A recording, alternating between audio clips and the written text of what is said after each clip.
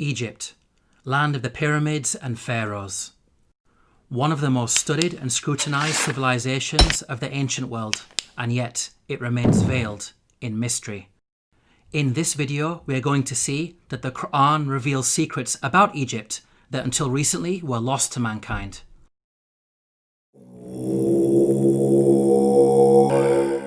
Pharaoh was a tyrant in Egypt, enslaving and persecuting the children of Israel.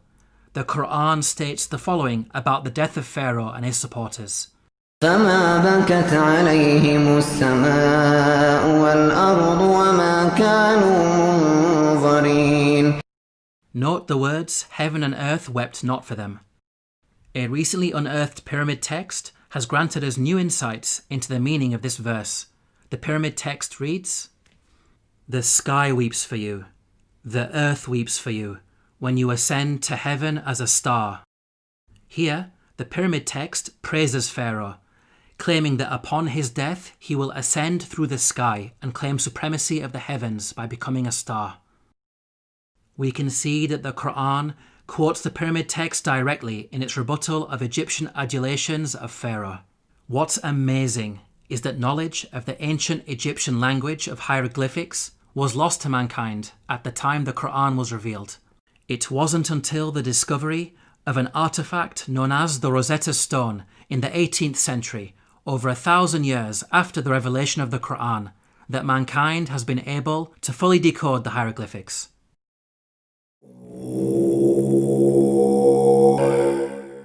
When you hear the word Pharaoh, what comes into your mind? Most people think of the supreme ruler of Egypt. This is correct, but the word did not always refer to the supreme ruler. Ancient Egyptian history is divided into different periods. The word Pharaoh, Egyptian Perah, had different meanings depending on the period of Egyptian history. Historically, the word Pharaoh only started being used as a title for the supreme ruler much later in Egyptian history, during the New Kingdom period. Before this, the word meant great house and was used to refer to the royal palace. The Encyclopedia Britannica states, Pharaoh, originally the royal palace in ancient Egypt. The word came to be used for the Egyptian king under the New Kingdom. Let's now analyze the Qur'an's accounts about Egypt in light of these historical facts. Like the Bible, the Qur'an discusses the prophets Joseph and Moses, who both spent time in Egypt. Joseph is dated by scholars to either the Middle Kingdom or Second Intermediate period, well before Pharaoh meant ruler.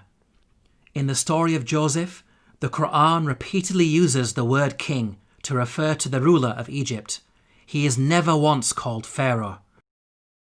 Moses is dated by scholars to the New Kingdom period. In the story of Moses, the Qur'an repeatedly calls the ruler Pharaoh. He is never called king. We can see that the Qur'an is accurate in its use of language when it comes to describing the leader of Egypt at different periods in its history. How could the author of the Qur'an have known this? The only source of information about ancient Egypt that would have been readily available are the Bible-based stories. To claim that the Qur'an copied from the Bible is problematic because the Bible uses the word Pharaoh to refer to the Egyptian ruler in the story of Joseph, which is historically inaccurate. The Qur'an cannot have copied from the Bible because the Qur'an corrects the Bible.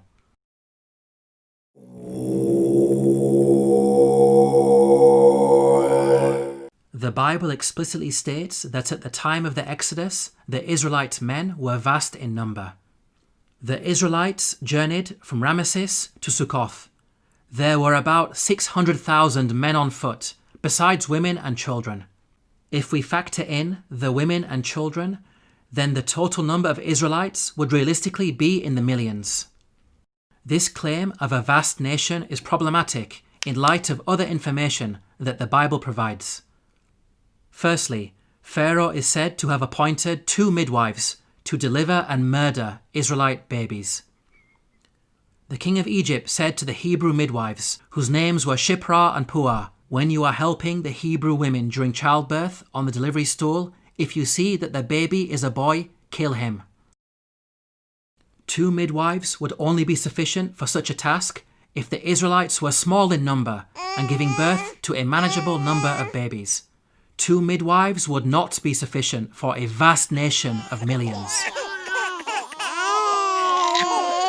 Secondly, the Bible tells us that after the Exodus, God informed Israel that they would not be granted the land of their enemies straight away.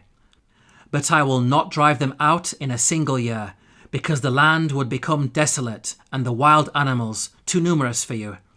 Little by little, I will drive them out before you, until you have increased enough to take possession of the land. Note the reason for the Israelites being denied immediate possession of the land. It is said that wild animals will overpower them. Such a statement only makes sense if the Israelites were small in number and not a vast nation of millions, as the Bible claims. By contrast, the Qur'an states that the Israelites were only a small band at the time of Moses. فأرسل فرعون في المدائن حاشرين إن هؤلاء لشرذمة قليلون. We can see that the Qur'an fixes the contradictions that are present in the biblical narrative.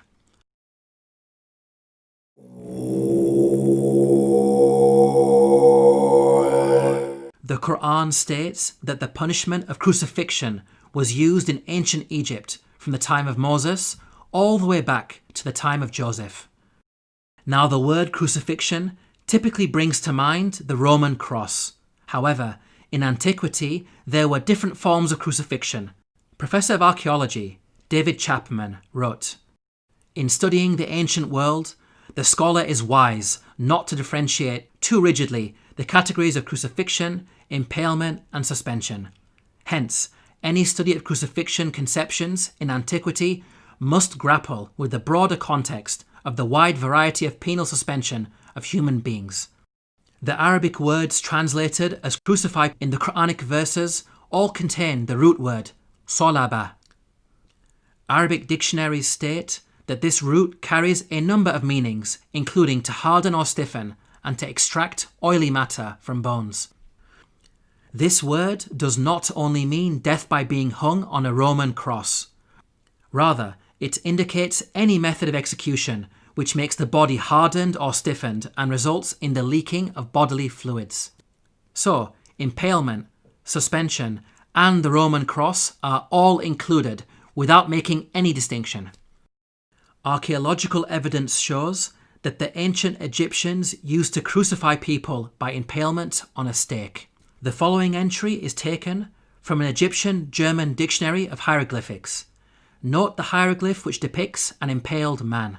This is a punishment that was used throughout the different periods of ancient Egypt. The Abbot Papyrus is dated to the New Kingdom period. It mentions an oath that includes impalement. He took an oath on pain of being beaten and of being impaled. The earliest evidence for crucifixion by impalement is Papyrus Bulak 18, which is dated to the early Second Intermediate period. It states, "A bloodbath had occurred with wood. The comrade was put on the stake." We can see that crucifixion by impalement on a stake was carried out during the New Kingdom period, and at least as far back as the Second Intermediate period. These time periods cover both Moses and Joseph, which shows that the Qur'an is historically accurate. As well as mentioning crucifixion, the Qur'an also narrates the following threat of mutilation made by the Pharaoh of Moses. لأقطعن أيديكم وأرجلكم من خلاف ولأصلبنكم أجمعين. Historically, we know that capital punishment in ancient Egypt became more severe with the advent of the New Kingdom period, which is the time of Moses. In fact, the specific punishment of mutilation is primarily associated with the New Kingdom period. For example, the Turin Judicial Papyrus records, persons to whom was done punishment by severing their nose and ears on account of them ignoring the good instruction said to them. These details about crucifixion and mutilation are missing in the Bible. There is a Jewish commentary, the Midrash Shemot Rabbah, which mentions Pharaoh threatening Moses with burning and crucifixion. But this is a much later work that was composed centuries after the Qur'an was revealed.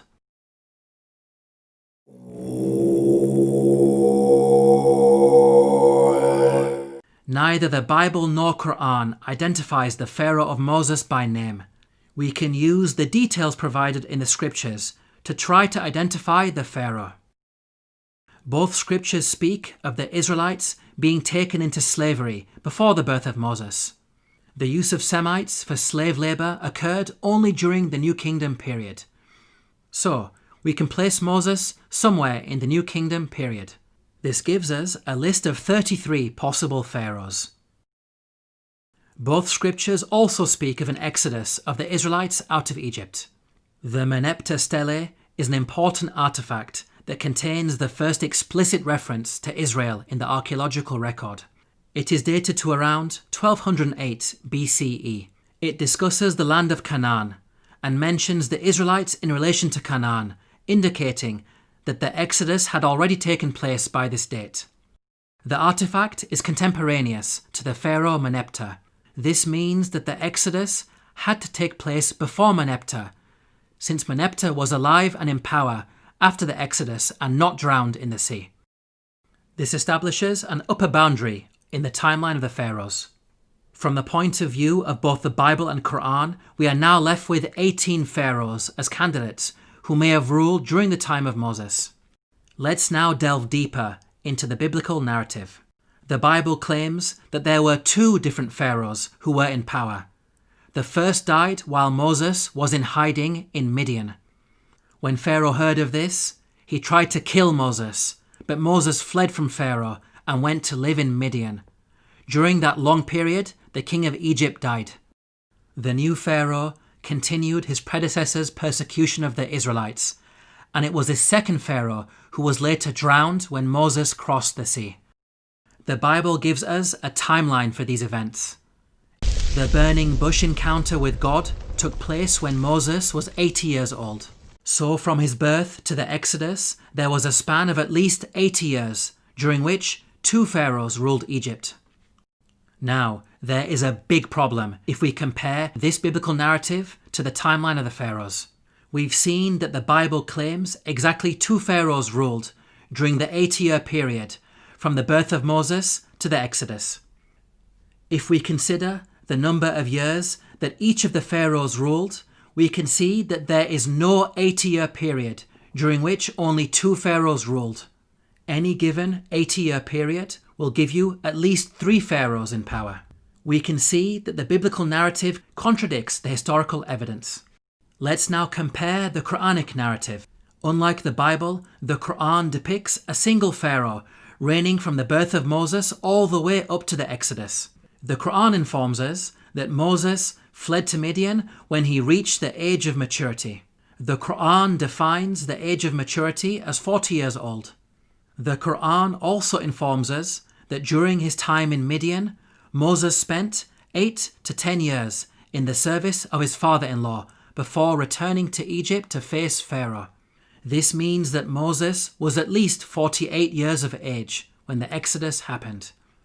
The only Pharaoh during the New Kingdom period who had such a lengthy reign as an absolute ruler was Ramesses II, who ruled for 66 years. The Quranic account is perfectly in line with the historical evidence and fixes the chronological issues that are present in the biblical narrative.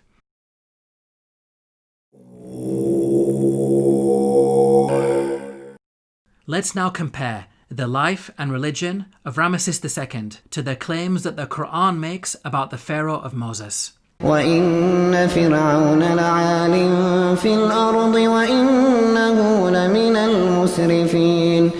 This claim that the Pharaoh of Moses was extravagant has been proven by archaeological discoveries, which show that Ramesses II was the grandest of the pharaohs.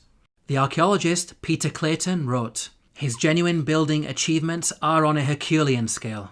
The archaeologist Eric Uphill wrote, "The palace of Ramesses was probably the vastest and most costly royal residence ever erected by the hand of man."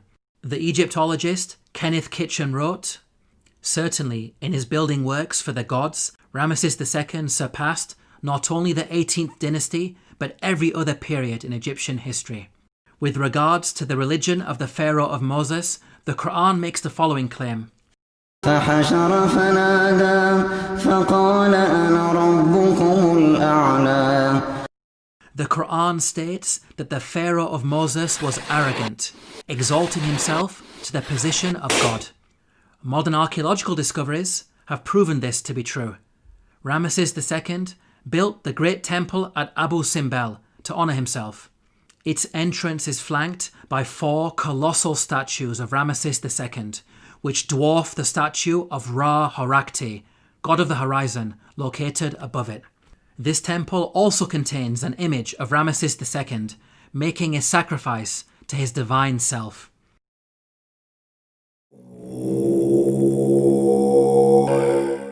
The Qur'an makes the following claim about the Pharaoh of Moses, who God drowned in the sea.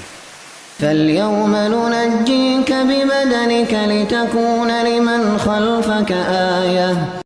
We can see that the Qur'an explicitly states that the Pharaoh's body will be preserved as a sign for future generations. Note that the Qur'an never makes such a statement about any of the other destroyed nations that it discusses, typically stating that their abandoned buildings and ruins have been made signs for later generations. This claim about a body being preserved is unique to the Pharaoh of Moses. The body of Ramesses II was discovered by archaeologists in the year 1881 CE. The mummy has been on display in the Cairo Museum, and over the last century, it has been seen by millions of tourists from all over the world. In the following documentary, Sir Tony Robinson states that Ramesses II is one of the few pharaohs whose body has survived largely intact. Just across the river from Luxor lies the famous Valley of the Kings, where Ramesses himself was buried. His mummy was discovered in 1881. One of the few pharaohs whose body has survived largely intact. Historically, priests had concealed his body in a secret location in the year 1000 BCE because of a problem with grave robbers. Nothing was known about his mummy in the intervening period of almost 3,000 years. At the time the Qur'an was revealed, the whereabouts and fate of Pharaoh's body was unknown. During the 3,000-year period in which the body was hidden, it could easily have been damaged or stolen. It may have even remained lost forever, locked away in its secret location, never to be rediscovered. If you think about it, these statements in the Qur'an are not only historically accurate, but also represent quite a bold prophecy.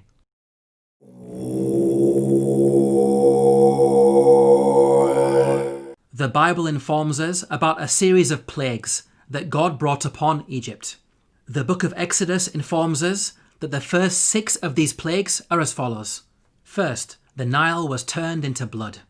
Second, masses of frogs. Third, swarms of mosquitoes. Fourth, swarms of flies. Fifth, the death of livestock. Sixth, boils on people and animals. Now at first glance, this series of plagues in the biblical narrative may seem random and unrelated. However, the Qur'an sheds light on these events. The Qur'an states the following about the divine punishments against Egypt. فأرسلنا عليهم الطوفان والجراد والقمل والضفادع والدم آيات مفصلات فاستكبروا. Notice the first punishment mentioned by the Qur'an, a flood. This is an important detail that is not found in the Bible. This punishment of a flood actually explains the 6 seemingly random and unrelated plagues in the biblical narrative.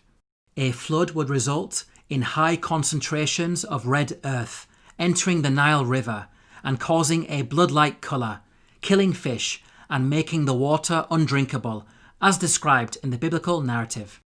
This phenomenon is attested to historically, as recorded by a Middle Kingdom Egyptian sage. See, the river is blood. One shrinks from other people and thirsts for water. The rest of the biblical plagues are also easily explained as a consequence of the flood. Frogs, mentioned in plague number 2, are known to fill the land after Nile floods. The death of the frogs recorded in the biblical narrative can be caused by contamination of anthrax that was carried over from the rotting fish. Mosquitoes, mentioned in plague number 3, proliferate after Nile floods, as the pools of water left over from the flooding would have allowed them to overbreed. Swarms of flies, mentioned in plague number 4, would be brought about by the massive death of frogs on the land. The death of pasturing livestock, mentioned in plague number 5, can be explained by anthrax, as brought on the land by the frogs.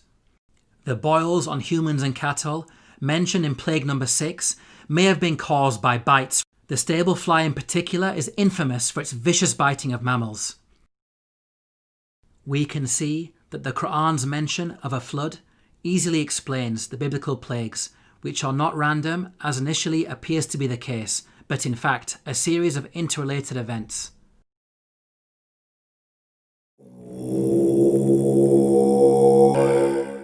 The Qur'an mentions the following incident about Joseph while he was in Egypt. وشروه بثمن بخس دراهم معدودة وكانوا فيه من الزاهدين. Here the Qur'an states that Joseph was sold for a paltry price.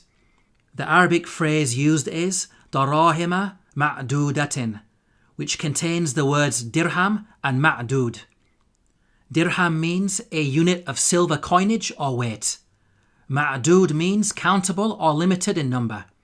So the Qur'an is making the claim that Joseph was sold for a small amount of countable silver. There is plenty of historical evidence that standardized units of silver were used in transactions in ancient Egypt. Small pieces of silver, known as shati, were used in trade. The tomb of Nyanknum and Khnumhotep is dated to the Old Kingdom period.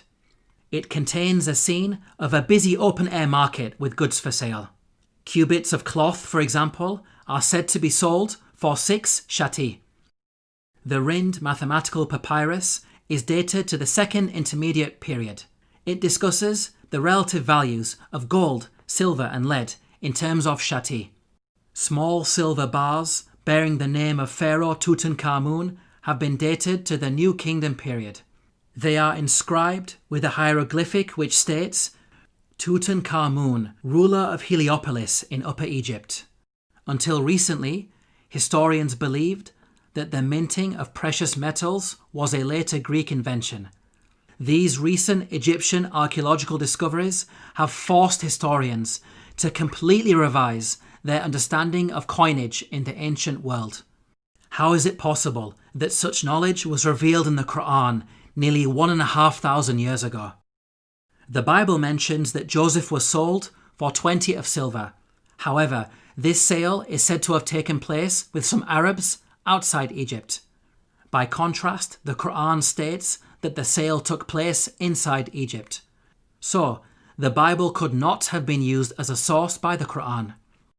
It is in fact the Bible that contains historical errors when it comes to coinage. For example, the Bible makes the claim that a gold coin known as the darik was used at the time of King David. They gave toward the work on the temple of God 5,000 talents and 10,000 darics of gold. As historians point out, the darik is named after the Persian leader Darius the Great, who lived hundreds of years after King David. The Jewish Encyclopedia acknowledges this error. A notable instance of anachronism occurs in 1 Chronicles 29:7. Gold darics, coins which were not struck before the time of King Darius I, i.e. more than 400 years after David.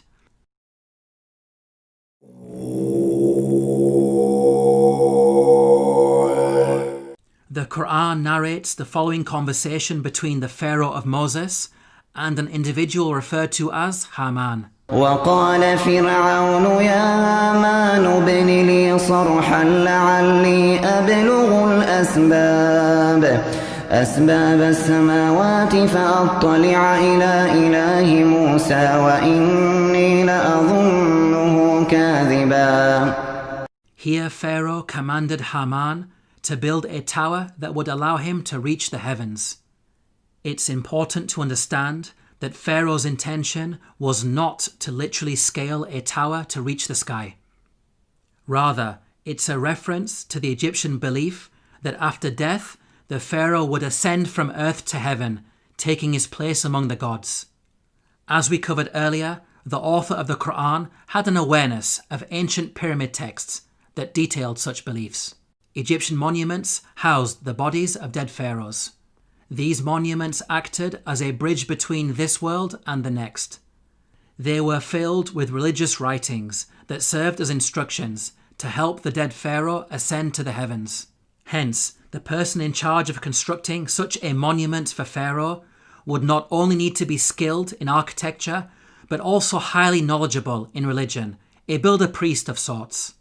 Let's now turn to history to see if we can identify an individual known as Haman, who was both a builder and a priest. Earlier we concluded that Ramesses II was the pharaoh at the time of Moses, so we will focus on this time period. A block statue in the Egyptian Museum of Munich contains a biographical account of the life of a high priest named Baken Khonsu. In his own words he states, "I am one truly reliable, useful to his Lord, who performs beneficent deeds within his temple. I being principal chief of works in the estate of Amun, I erected obelisks of granite stone whose tops reach to the sky." Here, Baken Khonsu tells us that he served the pharaoh in two ways, first by performing rituals in the temple, and second as chief architect. In fact, Baken Khonsu was an architect extraordinaire, being one of the greatest in all of ancient Egypt. He is responsible for constructing the Temple of Amun at Karnak, a monument that remains one of the largest religious structures ever created by man. With regards to the priesthood, Baken Khonsu informs us that he had a very long and illustrious career. "I was a third prophet of Amun for 15 years. I was a second prophet of Amun for 12 years. He appointed me high priest of Amun for 27 years. Here Baken Khonsu is stating that he served the god Amun throughout his priestly career. Amun is the name of an Egyptian deity who rose to prominence during the New Kingdom period. By the time Baken Khonsu died, he had been a priest for many decades, having served Ramesses II as high priest throughout his reign. Both Ramesses II and Baken Khonsu were contemporaries who died around the same time. What about the Qur'an's mention of Haman? How does it relate to Baken Khonsu? Baken Khonsu referred to himself by the title High Priest of Amun. The actual phrase in the hieroglyphics is Ham, Nata, Tapi, Amana. The word Ham literally means servant, and Amana is how you articulate the name of the god Amun in Egyptian. Baken Khonsu was Ham Amana, meaning servant of Amun. The Qur'an's mention of Haman may be simply an Arabized version of the Egyptian Ham Amana. Let's now summarize the main points about Baken Khonsu. He was a senior-ranking figure under Pharaoh Ramesses II, acting as both high priest and chief architect. He served in the temple of the god Amun and thus had the title Ham Amana. It is clear that all of the historical evidence fits perfectly with the Quranic narrative. Now it's important to point out that the Bible also mentions a Haman, but the resemblance is only in name. The biblical Haman served under a Persian king and bears no relation to the Quranic Haman of Egypt. Yet again, these are details that are completely missing in the biblical narrative. In this video, we have seen that the Qur'an has a remarkable insight into many facets of ancient Egypt, revealing long-lost knowledge while also correcting the Bible. Claims that the author of the Qur'an copied from the Bible are clearly rubbished in light of such facts. The Qur'an boldly declares its origins. تنزيل الكتاب لا ريب فيه من رب العالمين. To learn more about the miracles of the Qur'an, Please download your free copy of the book, The Eternal Challenge, at the link below.